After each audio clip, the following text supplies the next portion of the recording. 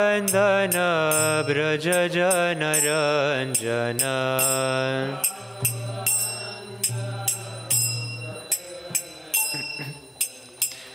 यशोदनन्दन व्रज जनरञ्जन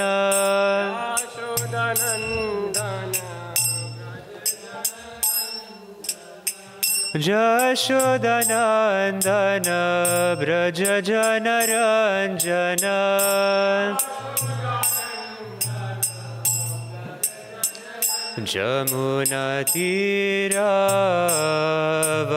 जमुनातीरावनचारी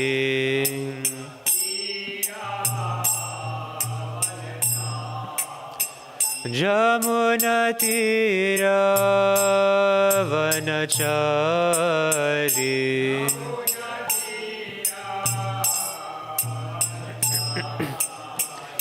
जय राधा माधव कुंज बिहारी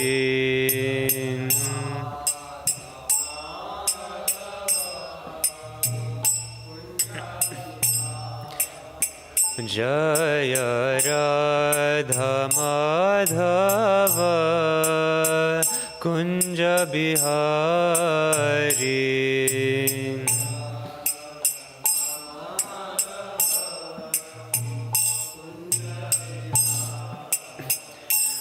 जय गोपी जनवल्लभ Girivardhari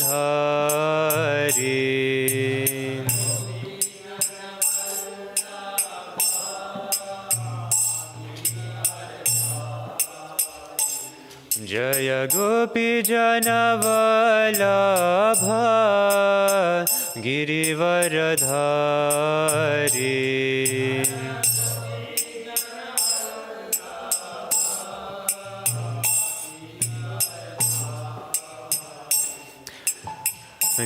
यशोदनन्दन Vraj जनरञ्जन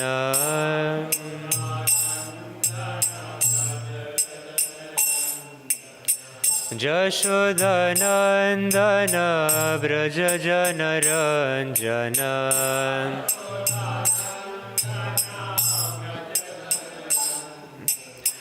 यशोदनन्दन Vraj जनरञ्जन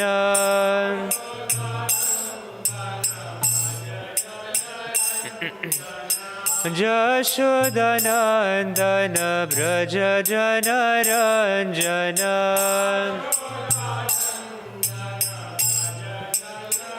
जमुनातीरावनचारी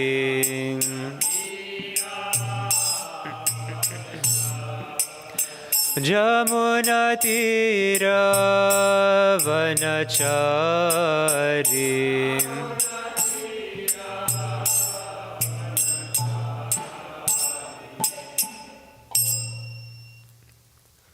Hare Krishna.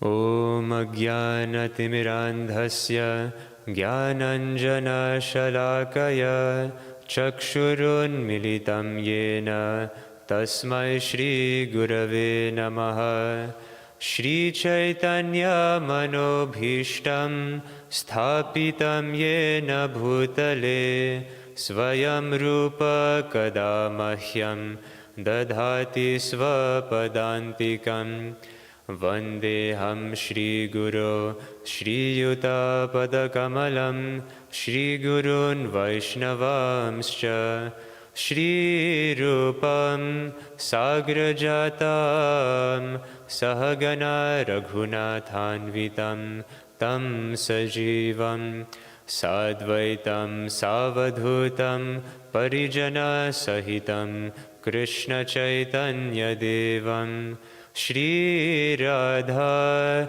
Krishna Padan Sahagana Lalita Shri Vishakhanvitamscha He Krishna Karuna Sindho Dinabandho Jagatpate Gopesha Gopika Kanta Radha Kanta Namostute तप्तकाञ्चन गौराङ्गी Radhe Vrindavaneshwari वृषभानुसुते देवी प्रणमामि हरिप्रिये वाञ्छाकल्पतरुभ्यश्च कृपासिन्धुभ्य एव च पतितानां पावनेभ्यो वैष्णवेभ्यो नमो नमः।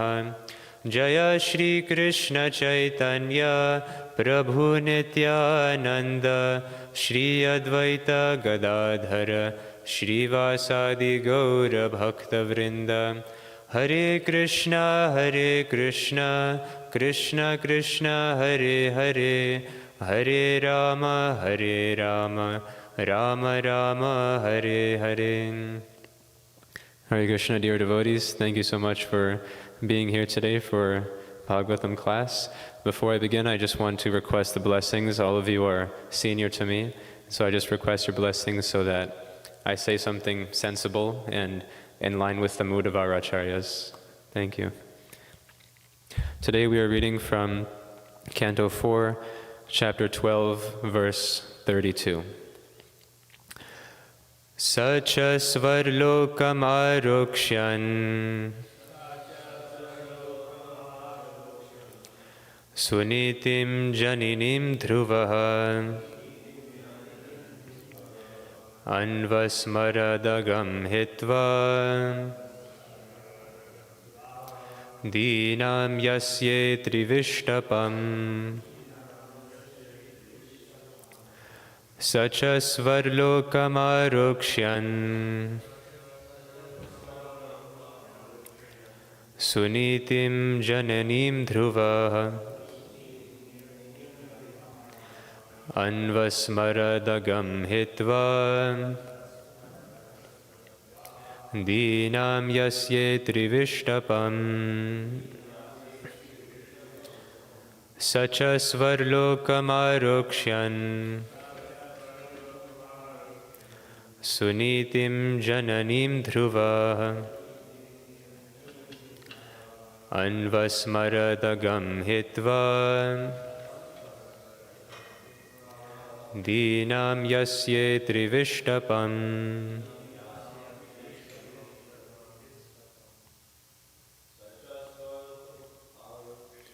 Sacha svarlokamarokshyan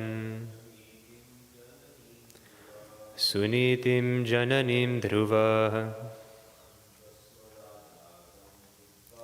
anvasmaradagam hitva dinam yasye trivishtapam. Sacha svarlokamarokshyan sunitim jananim dhruva anvasmaradagam hitva dinam yasye trivishtapam. Sacha svarlokamarokshyan sunitim jananim dhruva anvasmaradagam hitva dinam yasye trivishtapam.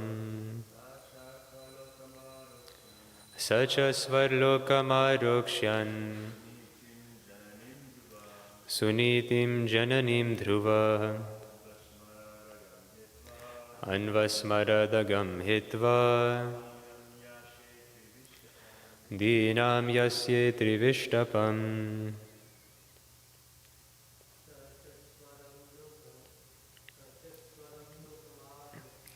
Sacha svarlokamarokshyan sunitim jananim dhruva anvasmaradagam hitva dinam yasye trivishtapam. Sacha svarlokamarokshyan sunitim jananim dhruva anvasmaradagam hitva Dinam yasye trivishnapam. Saha, he, cha, also, svaha lokam, to the celestial planet, arokshan, about to ascend, sunitim, suniti, jananim, mother, dhruvaha, Dhruva Maharaj, anvasmarat, immediately remembered, agam, difficult to attain, hitva, leaving behind, dinam, poor, yasye, I shall go, trivishtapam, to the Vaikuntha planet. Translation and purport by His Divine Grace Srila Prabhupada. Dhruva was seated in the transcendental airplane, which was just about to start. When he remembered his poor mother, Suniti, he thought to himself, "How shall I go alone to the Vaikuntha planet and leave behind my poor mother?" Purport. Dhruva had a feeling of obligation to his mother, Suniti. It was Suniti who had given him the clue which had now enabled him to be personally carried to the Vaikuntha planet by the associates of Lord Vishnu. He now remembered her and wanted to take her with him. Actually, Dhruva Maharaj's mother, Suniti, was his Patha Pradarshaka Guru. Patha Pradarshaka Guru means the Guru, or the spiritual master, who shows the way. Such a Guru is sometimes called Shiksha Guru. Although Narada Muni was his Diksha Guru, initiating spiritual master, Suniti, his mother, was the first who gave him instruction on how to achieve the favor of the Supreme Personality of Godhead. It is the duty of the Shiksha Guru, or Diksha Guru, to instruct the disciple in the right way, and it depends on the disciple to execute the process. According to Shastric injunctions, there is no difference between Shiksha Guru and Diksha Guru, and generally, the Shiksha Guru later on becomes the Diksha Guru. Suniti, however, being a woman, and specifically his mother, could not become Dhruva Maharaj's Diksha Guru. Still, he was not less obliged to Suniti. There was no question of carrying Narada Muni to Vaikuntha Loka, but Dhruva Maharaj thought of his mother. Whatever plan the Supreme Personality of Godhead contemplates immediately fructifies. Similarly, a devotee who is completely dependent on the Supreme Lord can also fulfill his wishes by the grace of the Lord. The Lord fulfills his wishes independently, but a devotee fulfills his wishes simply by being dependent on the Supreme Personality of Godhead. Therefore, as soon as Dhruva Maharaj thought of his poor mother, he was assured by the associates of Vishnu that Suniti was also going to Vaikuntha Loka, in another plane. Dhruva Maharaj had thought that he was going to Vaikuntha Loka, leaving behind his mother, which was not very auspicious, because people would criticize him for going alone to Vaikuntha Loka and not carrying with him Suniti, who had given him so much. But Dhruva also considered that he was not personally the Supreme. Therefore, if Krishna fulfilled his desires, only then would it be possible. Krishna could immediately understand his mind, and he told Dhruva that his mother was also going with him. This incident proves that a pure devotee like Dhruva Maharaj can fulfill all his desires by the grace of the Lord. He becomes, by the grace of the Lord, he becomes exactly like the Lord, and thus, whenever he thinks of anything, his wish is immediately fulfilled. We'll read the translation one more time with repetition. Dhruva was seated in the transcendental airplane, which was just about to start. When he remembered his poor mother, Suniti, he thought to himself, "How shall I go alone to the Vaikuntha planet and leave behind my poor mother?" From this pastime, we see a really amazing example of how to leave this world. And Srimad Bhagavatam as a whole is kind of a really big example of how to leave this world. And within that, there's many sub-examples of different pastimes in which we see pure devotees of the Lord leaving this world and what their thoughts are at the time of death. And so from here we see that the reason we are still in material entanglement is because we still have a stake in the material world. It's because our material senses are still attached to material objects. And at the time of death, we naturally remember what is most dear to us. And so it's something that we can contemplate on constantly, which is what is most dear to me and how do my actions reflect that? On Sunday this week, there was this Bhakti school newcomer who called me. I met him about a couple months ago. And he started reading Bhagavad Gita. And he had this question, so he called me. He said that, "Amrta, I'm thinking about this concept of death. And it seems like I can do whatever I want in my whole life. And if I just don't remember Krishna at the time of death, then all of that was to waste. Like, what was the point of this whole thing?" And now he was telling me that he's constantly in this fear that I can just die at any time. I'm just walking, I can get hit by a car. And how can I live like this, always thinking that, oh, I might die and not think of Krishna? This is a question he had. He just called me last week and asked me this.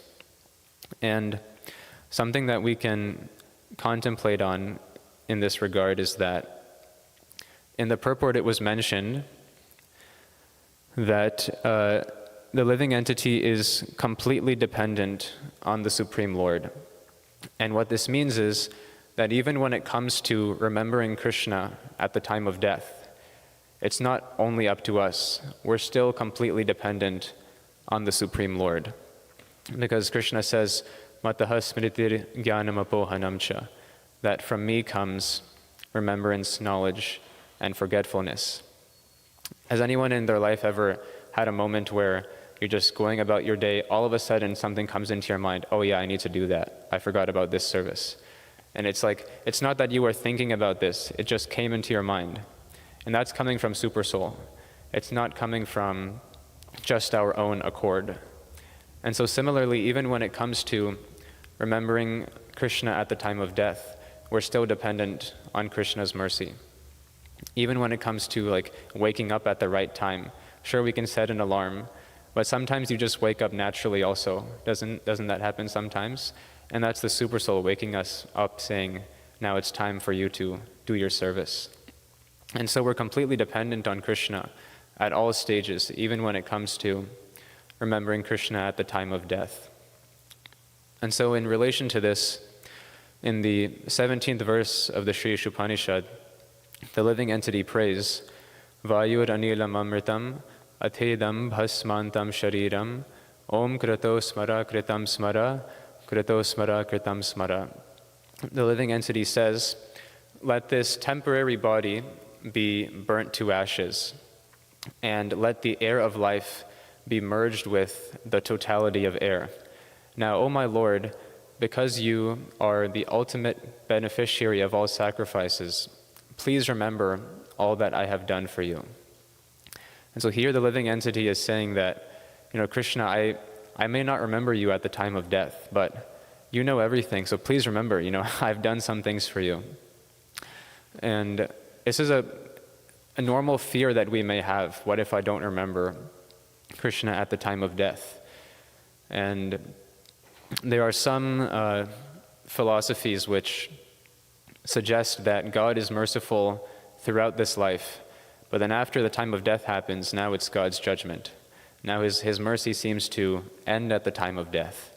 And now it's, whatever you've done is, that's all you can't change anything about that. Now it's just time for judgment. But Krishna is so merciful that he gives us a million opportunities over and over again.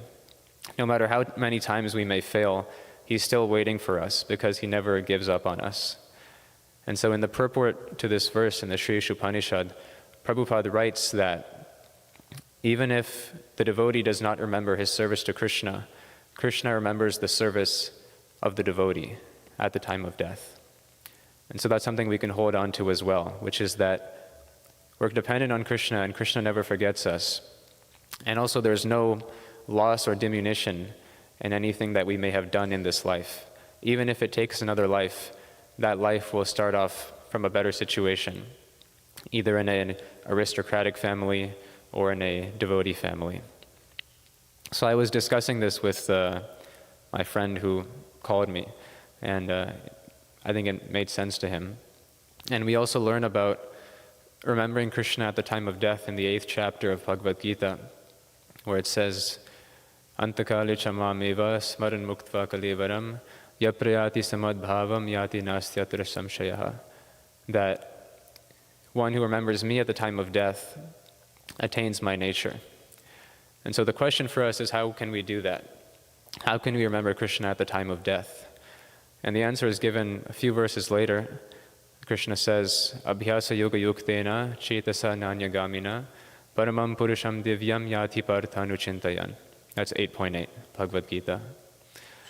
And so in there it says that one who meditates on me is always engaged in me, whose mind is undeviated, fixed on me, he is sure to attain me.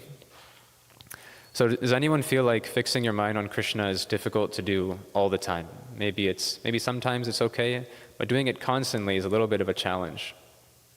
And so what can we do about this? Well, in the 12th chapter of Bhagavad Gita, Krishna gives a list of, concessions, you could say, where you try to aspire for this. If you can't do that, then do this. And so he says to fix your mind on me, to think of me always. And if you can't do that, then follow the regulative principles of Bhakti Yoga. Do you think we can do that, maybe? Most of the time? And he says if you can't do that, then try to work for me. And if you can't work for me, then give up the results of your work. And then there's a few other ones after that. And so in this way we can see that just thinking of Krishna at the time of death isn't something which happens miraculously, that only a few lucky people get to have that. It's a reflection of what is our constant meditation throughout this life. And that's what will determine what we think of at the time of death. It's not a random occurrence, but it's the final product of what we've been cultivating throughout this life. And so the way to think of Krishna is by engaging our senses in his service. Right now our senses are, at least for me, engaged in the service of material sense gratification. At least me personally, I have spontaneous devotional service for material sense objects. And the way we can overcome this is by engaging those same senses in Krishna's service. Bhakti means to engage the senses in Krishna's service. Sarvopadhi vinirmuktam tatparatvena nirmalam rishikena rishikesha sevanam bhaktiruchyate. That by engaging the senses in Krishna's service, there's two effects which happen. The first one is that you become freed of material designations. So many of our attachments come from material designation. The idea that this is my family, this is my country, these are my possessions. These are all examples of things that we can become attached to materially. And the second effect is that one's senses become purified. We may try to have some material enjoyment on our own accord. Like, for example, the hand may try to, touch some food. and enjoy the texture of it. But will that be satisfying? Not really. You might get some satisfaction from how it feels, or maybe the heat, maybe it's a soothing feeling. But really the way to really become satisfied is by taking that food and putting it in the mouth. Otherwise, the satisfaction is it's really incomparable, just touching some food. And so similarly, when the same senses are used in Krishna service instead of the service of the sense objects, then that's what truly nourishes us. In Srimad Bhagavatam, we have so many examples of people who have used their senses in Krishna's service in very specific ways. Parikshit Maharaj attained perfection by hearing, and then Shukadev Goswami by chanting, Prahlad Maharaj by remembering, Lakshmi by worshipping the lotus feet of Vishnu, and Prithu Maharaj by performing deity worship, offering 16 kinds of paraphernalia for the Lord, Akrura by offering prayers, Dasyam, Hanuman by servitorship, and then Arjuna by friendship, and Bali Maharaj by surrendering everything to the Lord. So there's so many options that can be chosen. Of course, in Kali Yuga, the primary process for devotional service is to chant the Hare Krishna Maha Mantra. Hare Krishna, Krishna Krishna, Hare Hare, Hare Rama, Rama Rama, Hare Hare. And in this way, we can perceive the all-attractive nature of Krishna. Krishna says in the Bhagavad Gita, Yad vibhuti mat sattvam, Shrimad urjitameva va, tat tad eva vagachatvam, mamate jomsha sambhavam. He says, know that all opulent, glorious, and beautiful creations spring from but a spark of my splendor. In this material world, we see so many things which seem to be attractive, but all of those things are really just a minute part of Krishna's glory. He is the all-attractive, and anything that we see which may seem attractive is just a spark of his splendor. And so when it comes to engaging our senses in Krishna's service, this is also the qualification that we should look for when we're determining who we should hear from. Because what we hear shapes our consciousness, and that in turn affects what we think of at the time of death. And so the Nectar of Instructions, this injunction is given in the very beginning. It says, Vacho vegam manasakrodha vegam, jihva vegam udarapastha vegam, etan vegan yo vishaheta dhira, sarvam apimam prithivim sashishyat. That one who has controlled the senses is qualified to preach, or qualified to make disciples all over the world. And this is what we should look for as well when we are determining who we should hear from. Is this person someone who just impulsively reacts to whatever material gratification there is? Or are they controlled? Are they a Goswami, someone who's mastered the senses? Rupa Goswami gives this verse in the very beginning of Nectar of Instruction. And a natural question that may come is, well, for the practicing sadhaka, why is this relevant in the beginning? It's not like we're trying to become guru as soon as we're starting off.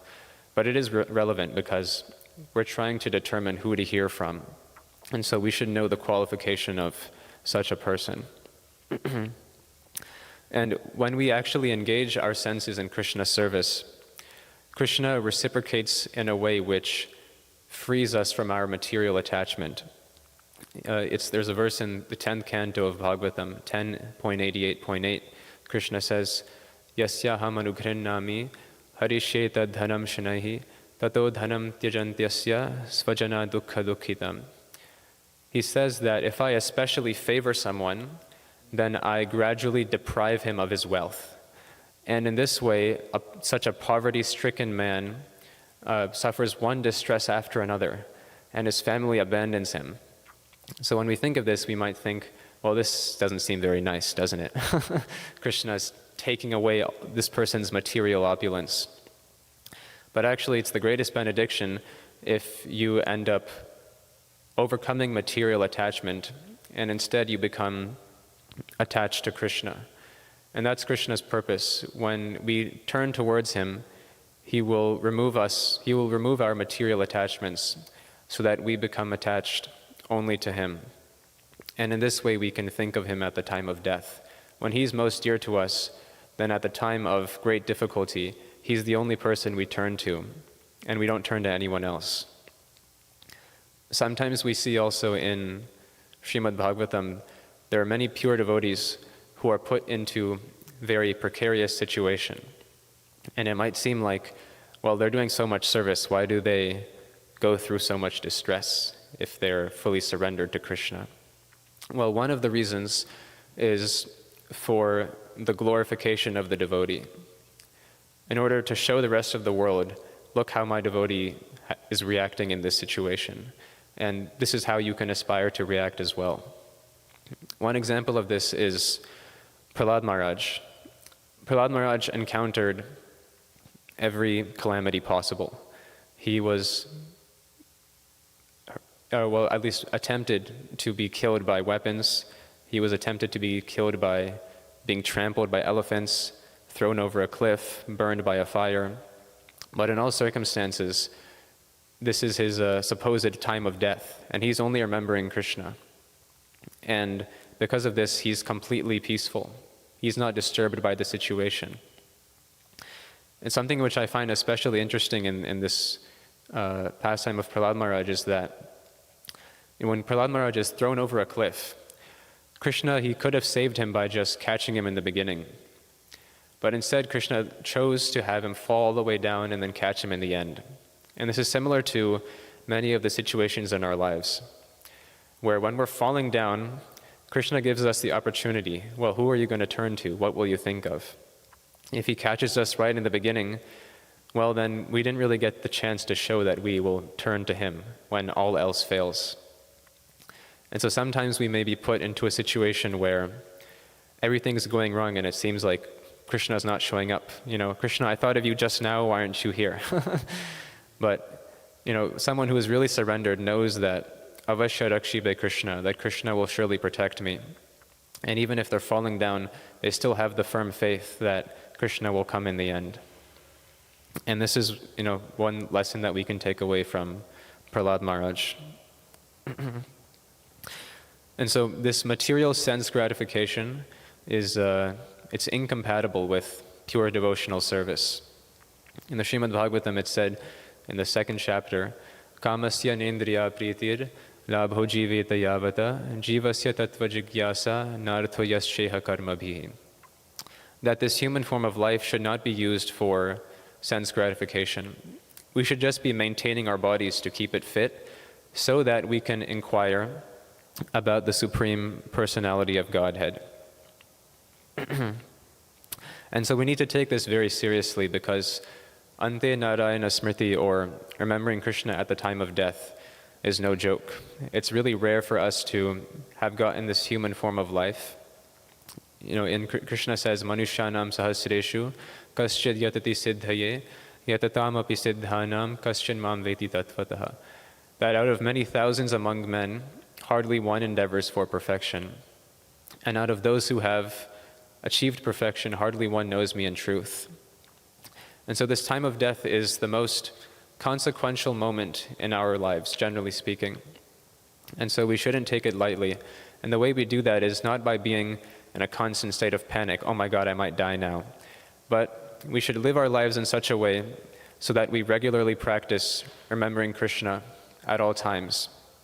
And we should also recognize that we're not independent in our remembrance of Krishna. We also need to ultimately remember that we're dependent on Guru and Krishna's mercy so that we can remember Krishna at the time of death. Thank you very much for the opportunity to say a little bit. I just wanted to share, there's this one verse in the 10th canto, it says, Vasudeva katha prashna purusham strin punatihi vaktaram prachakam shrotrim statpada salilam yatha, which means that the Ganges, which emanates from the toe of Lord Vishnu, it purifies the 3 worlds, the lower, middle, and upper planetary systems. And similarly, when one asks questions about the Supreme Personality of Godhead, Vasudeva, then 3 varieties of men are purified: the speaker, the person who inquires, and the people in general who listen.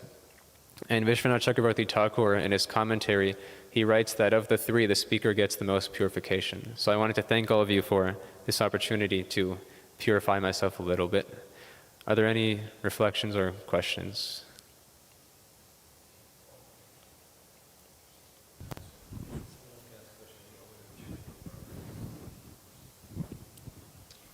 I will share a real quick reflection. I absolutely loved the analogy you gave of Lord protecting Prahlad Maharaj while he was about to fall, while he almost fell before he hit the ground and not in the very beginning. Yeah. That really shows how much faith and belief we have that Krishna is going to protect. Avashya rakhive Krishna. Thank you so much for that analogy. Thank you. I got that from Radhika Raman Prabhu. I heard him say that in a lecture. Yeah. Actually, in this analogy, I was thinking that how Draupadi, actually, when she was, in the assembly of Kauravas, she first ran to Pandavas. They couldn't do anything, and Bhishma, and then. But then when she fully surrendered, then Krishna came. So Krishna comes he wants us to fully surrender, then only we can see, yeah. Draupadi is such an amazing example. Krishna even says afterwards to her that I'm indebted to you for your surrender to me. So, yeah.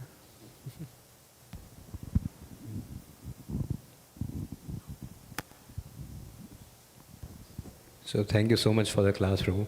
So it's I just realized that when you were mentioning that actually it's Paramatma who gives us realization, who wakes up every morning and reminds us of all the seva. So I was just contemplating on this, and it's so much important for us to know that actually it's Paramatma who is guiding us throughout in our devotional service. Sometimes we think that, oh, I have done this, I have done that, I have achieved this, I have achieved that, but it's all coming from Paramatma. So it's very important for us to know again and again. So thank you so much for bringing that point out, Prabhu. Thank you for sharing that. It made me think also that Paramatma is reciprocal to whatever desire we have. And so if we have a desire for advancement in spiritual life, then Paramatma will facilitate that. And similarly, if we have a desire to be absorbed in a lesser desirable goal, then Paramatma will also help us with that. And Krishna says, Yo yo yam yam tanum bhakta shraddhaya rishita mitchati tasya tasya charam shraddham tameva vidadhamyaham. He said if someone has a desire to worship a particular demigod, then Paramatma will make his faith steady in that particular demigod. And so similarly, if we have an aspiration for a subpar goal, then Paramatma will fulfill that also. Yeah. We're talking about the time of death, and I think it was either 4th or 5th chapter in the Gita where there's the story of the bird that's taking the water out of the ocean. The ocean steals her eggs. Yeah, and in there, then the bird decides, okay, I'm going to just take all the water out with my beak, and I don't care. And it says I think in one of the Acharya's commentaries, the bird is deciding, okay, life after, even if it takes me more than this lifetime, I'm just going to come back the next and keep draining it. And that's to show that, this is Dhruva Maharaj, Dhruva determination. And even everything we're doing is try to remember Krishna at the time of death, but then even after that, even like you said, if we're not always focused on Krishna our entire life, then maybe we can perform the regular services, or maybe we can engage some of our work, or maybe we can just gain knowledge, like Krishna says in the 12th chapter. But at the end of it, we should be so determined that even after the time of death, it's going to probably take more than just one lifetime, and that the person who will actually make it back to Godhead or actually please Krishna is so determined that even lifetime after lifetime, they can remain focused. Thank you, Prabhu. Yes. Srila Prabhupada mentioned in the purport about Diksha Guru and Siksha Guru. Many a times our Diksha Guru is our Siksha Guru. But sometimes our Siksha Guru may not be our Diksha Guru. So who holds a more important position in our life, a Siksha Guru or a Diksha Guru? It's a great question. I'll just refer back to the purport here. It says, according to Shastric injunctions, there is no difference between Shiksha Guru and Diksha Guru. And then it says, and generally the Shiksha Guru later on becomes the Diksha Guru. But it says there's no difference. Yeah.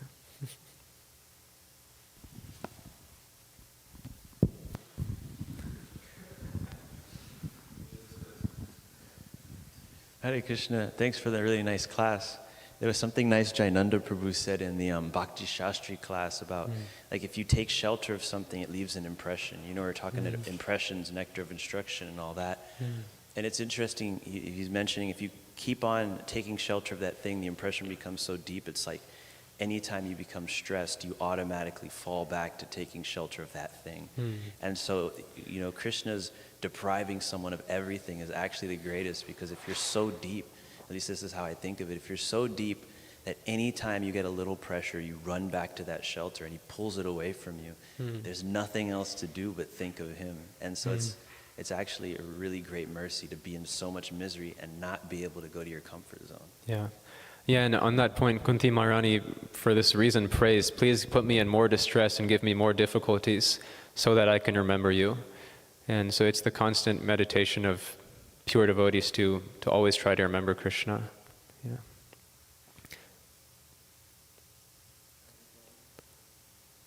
We have some more time, so I'll just speak a little longer. So when it comes to approaching Krishna, sometimes we may have a desire to have unalloyed devotional service, but still our desire may be tainted by some material desire. And so sometimes we might have this reservation that I don't want to approach Krishna because this is kind of a material thing. But actually, even if our desire may still be partially material, still it's best to approach Krishna even with that desire. Because Krishna, you know, in the Bhagavatam it says, akama sarva kamo va moksha kama udarati tivrena bhakti yogena yajita purusham param. Whether you have no desire, akama, or sarva kama, every possible desire, moksha kama, the desire for liberation, then nevertheless you should approach Krishna with that desire. And there's a few reasons why it's a good idea to approach Krishna instead of going somewhere else with the desire. One reason, as we kind of alluded to earlier, is that Krishna can fulfill the desire in such a way so that you won't have the desire anymore, the material desire. And this is the pastime of Dhruva Maharaj. You know, Dhruva Maharaj, he had a material desire at first.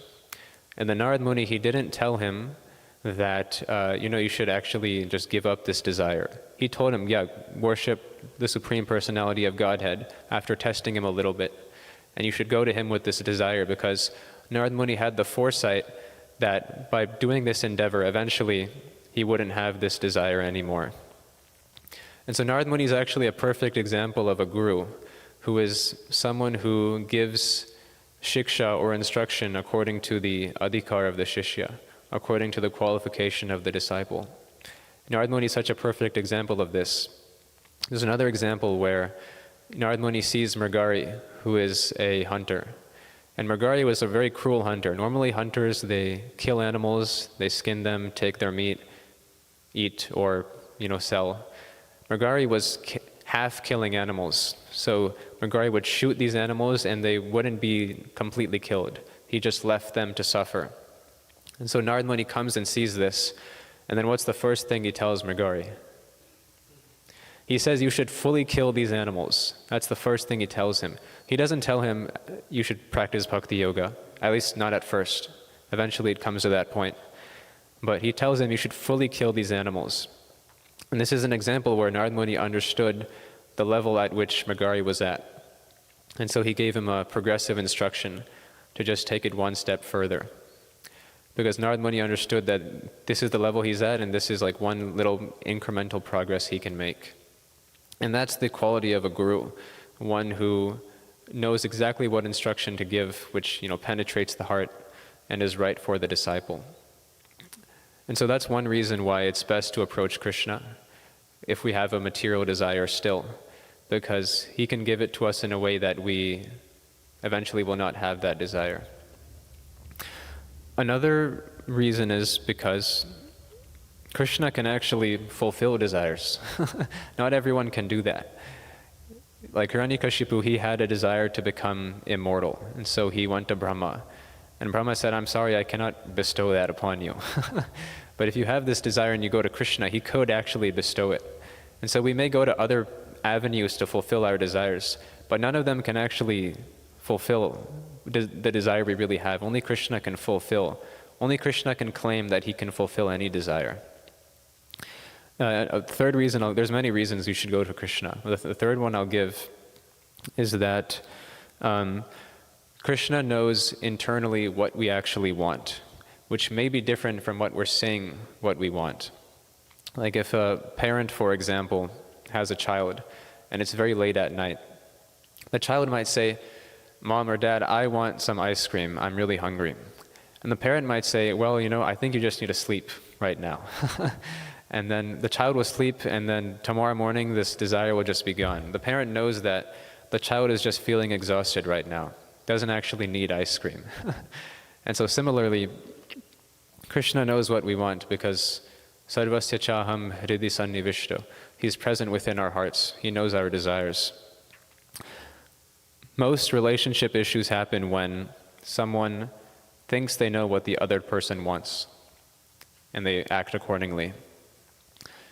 But thankfully, this won't happen with Krishna because Krishna knows what we really want, even if we don't know it ourselves. And so there's four kinds of people who approach Krishna, at least in the verse from Bhagavad Gita. Chatur vidha bhajante mam jana sokriti norjuna artu jigyasu artharthi gyani cha bharatarshava. The first one is the distressed. Anyone ever feel a little distressed sometimes? Sometimes we may have a desire to render pure devotional service to Krishna, but at times we may feel like there's a crocodile on our leg right now. And so we might pray to Krishna, Krishna, I love you, but this crocodile, maybe please do something about it. So that's one kind of person, someone who approaches Krishna in distress. The other was the example that we're reading about now, someone who is the desirer of wealth. That's Dhruva Maharaj. At first he had this desire. The third is the inquisitive. Do we know what the example is for the inquisitive? There's a specific example for each of them. Yes. Yes, exactly. The sages at the forest of Naimisharanya. And then the fourth kind is those who are the wise, those who are searching for the absolute truth. Do we know the example for this? It's the four Kumaras. So in each of these cases, we have examples of people who, none of these are examples of pure devotional service. The first three are karma mishra bhaktas, because it's tainted by karma. And the fourth one is a jnana mishra bhakta. It's also mixed. But in each of these cases, by approaching Krishna with their desire, they eventually became purified, and they eventually attained pure devotional service. And so even if our desire may be material at first, by approaching Krishna with that desire, he will reciprocate with us in such a way that we can attain pure devotional service eventually. And then the desire will go away as well. And this is really an amazing facet of this human form of life, which is that we don't really need to change what we do very much. We just need to figure out how we can do what we're doing already and just use that in Krishna's service, using the same senses in Krishna's service. We just need to redirect whatever attraction we have and whatever we're doing currently for Krishna. It's very difficult to artificially suppress a lower taste that we have. And to just artificially say, okay, I'm not going to do this anymore is very hard. But we can do it very easily when we develop a higher taste. And by developing this higher taste, naturally the lower taste goes away as a concomitant effect of developing this higher taste. Naturally we get knowledge and detachment by practicing bhakti yoga. Vasudeve bhagavati bhakti yoga prayojitaha janayatya shuvairagyam jnanam cha yadahaitukam. That by practicing bhakti, knowledge and detachment, they come in as like a buy one get two free. They come in just for free like that. So the last thing I'll say for today is, for anything that we're doing currently in our life, we need to ask ourselves the question that, is this increasing my attraction for Krishna or is it decreasing? Because it's one or the other. It can't be like neutral. And if it's increasing our attraction for Krishna, then it will help us when it comes to the time of death. Because what we think of at the time of death, as we've discussed, is the culmination of what we've been practicing in this life. And we naturally think of what's most dear to us, which can only be what we've developed the most attraction for during this life. And so, whatever dharma we perform, according to svanushtita, according to our position, yadi, if it does not increase our rati, our attraction for Vishvaksena Katha, for the glories of the Supreme Personality of Godhead, then it is the famous line, Shrama eva hi kevalam. It is eva, certainly, and kevalam, entirely useless labor. Here we live in an ashram, which is the opposite of shrama. Shrama means useless labor. And by adding a to the beginning of it, it negates the meaning, which means that we engage here in productive labor. At least we're trying to. And so this is really the best place to be if you want to increase your attraction for Krishna, because here we have the opportunity to engage our senses 24 hours a day in Krishna service, so that we can make Krishna the most attractive person to us, and we can eliminate all attraction we have for substandard things. Thank you very much, dear devotees, for giving this opportunity and for being very nice. Hare Krishna.